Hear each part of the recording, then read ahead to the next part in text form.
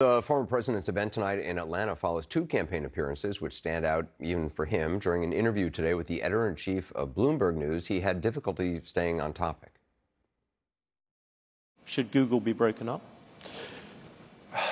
I just haven't gotten over something the Justice Department did yesterday, where Virginia cleaned up its voter rolls and got rid of thousands and thousands of bad votes, and the Justice Department sued them that they should be allowed to put those bad votes and illegal votes back in and let the people vote.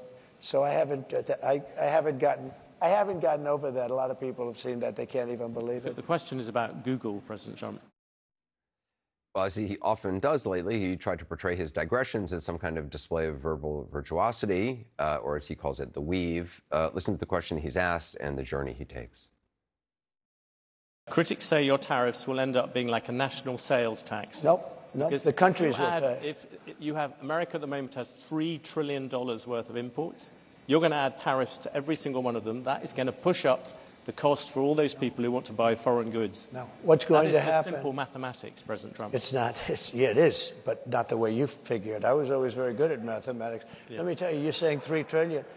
Those companies, and they don't have to pay. When I was in office, I saw a man from a big steel company, and he was devastated. I knew him for a long time, and it's been a tough business. Certain things you have to have. Steel, you have to have. If you go to war, you know, there's a possibility you go to war. I kept us out of war. I had no wars in the whole world. I call it the weave. You can call it, you have the weave as long as you end up in the right location at the end. But while we're talking about it, we have never been so close to World War III as we are right now. With what's going on in Ukraine and Russia and the Middle East. So that was today. Last night at a town hall in Pennsylvania, he took a few questions, and after two people needed medical attention, he started calling for music and stood on stage, sort of bobbing and swaying, until he left the stage 45 minutes later. Let's just listen to music. Let's make it into a music. Who the hell wants to hear questions, right? Let me hear that music, please.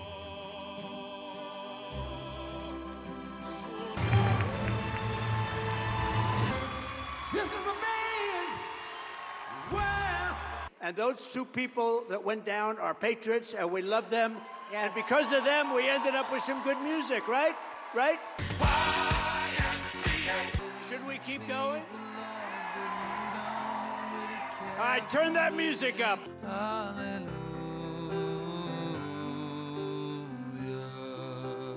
Went to the doctor, and guess what? Drag back home and drown my troubles away.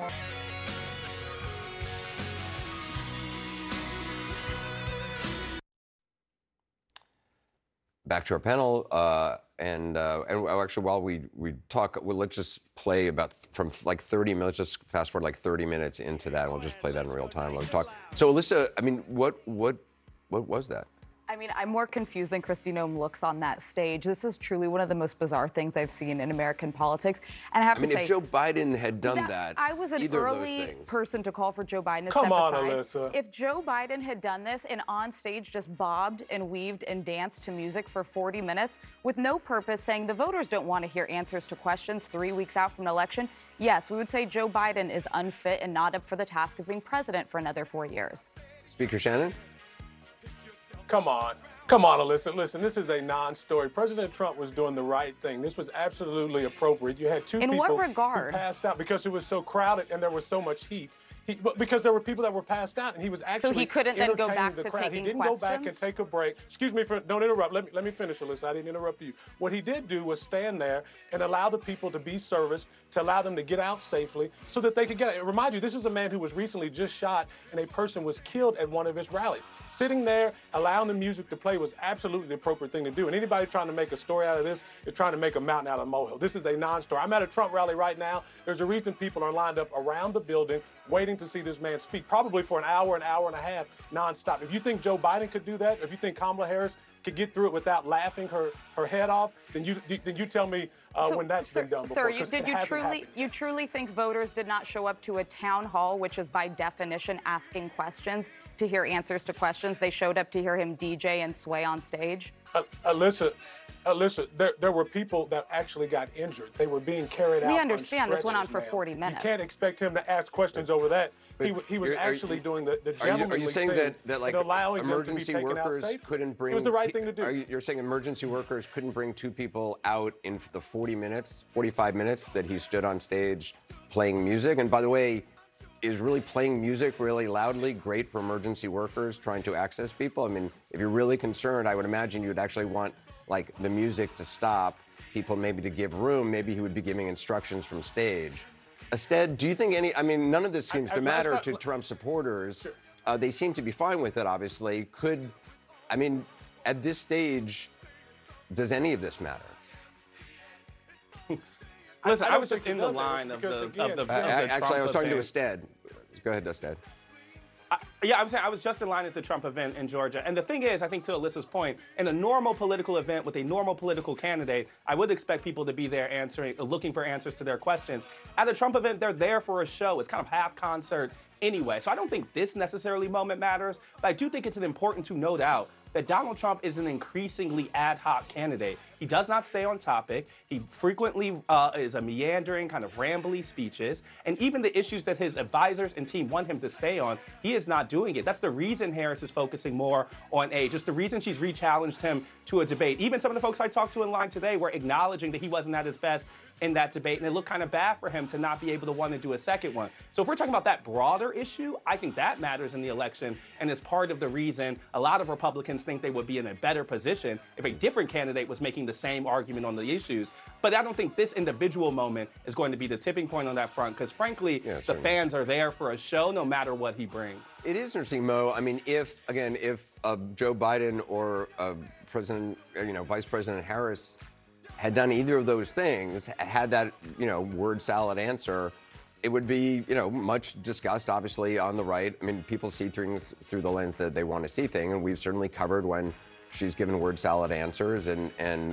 But this just seems like again, we're watching this in real time. It just goes on for 45 minutes.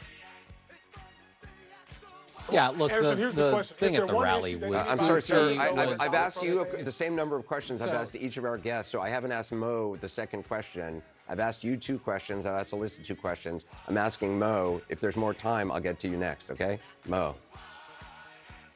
Yeah, I mean, this rally was weird. It was goofy. I have been to many presidential candidate events where people have fainted because of heat. And no candidate stands there for 45 minutes swaying to Ave Maria and other songs. But what actually concerned me more was not that event. It was today's event at the Economic Club in Chicago.